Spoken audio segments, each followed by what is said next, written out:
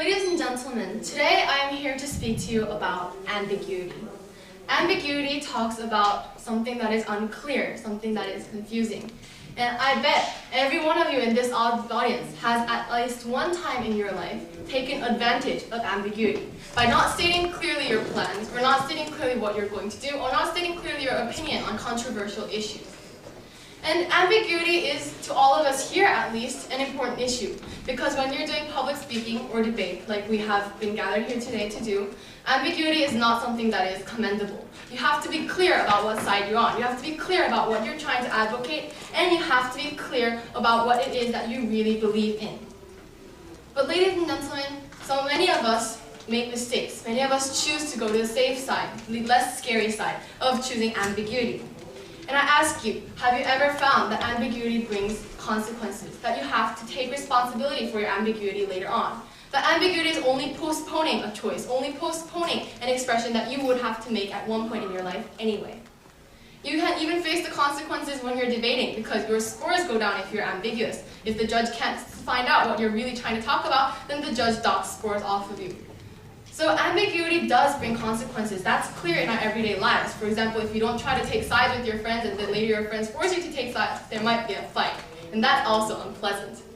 But ambiguity can also be spread to the international level or even the political level. What I'm talking about today is now regarding the upcoming political elections in Korea.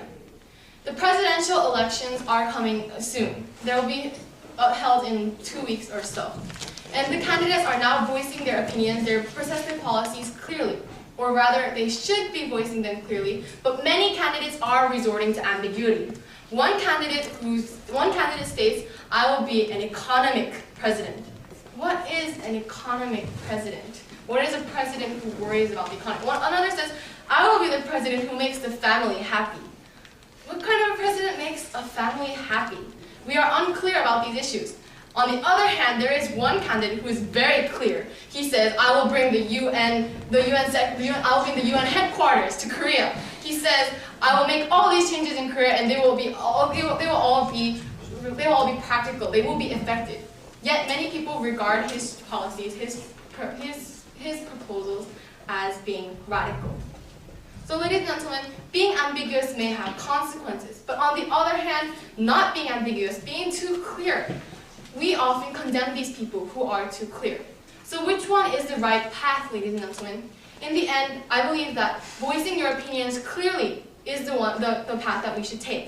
Because even if that candidate is voicing his opinions clearly and that is bringing some kind of doubt on his political adeptness, because the other candidates will have to make decisions later. If the other candidates had all not chosen ambiguity, but had all chosen to express their opinions clearly, then Korea in the end would have a better president. But our choice is becoming befuddled. We are having difficulty making our choice because the candidates are being ambiguous. So ladies and gentlemen, not only for individual consequences, but for consequences for all, for society, for the national level, for the international level. We should say that ambiguity is not something that is good, and rather being clear is right. Political correctness, being vague, having to make a choice later, this may be safe for now, but it's going to bring consequences, whether it's to you or indirectly to someone else.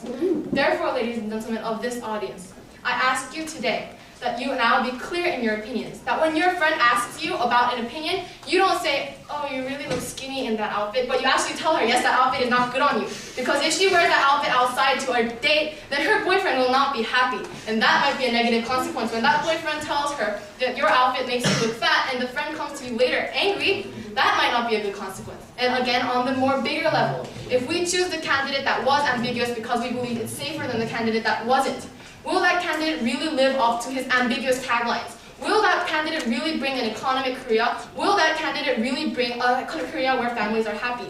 We do not have any way to know. So let's promote not having ambiguity. Let's promote taking the somewhat risky way, but the way that will bring a better conclusion in the end. Thank you.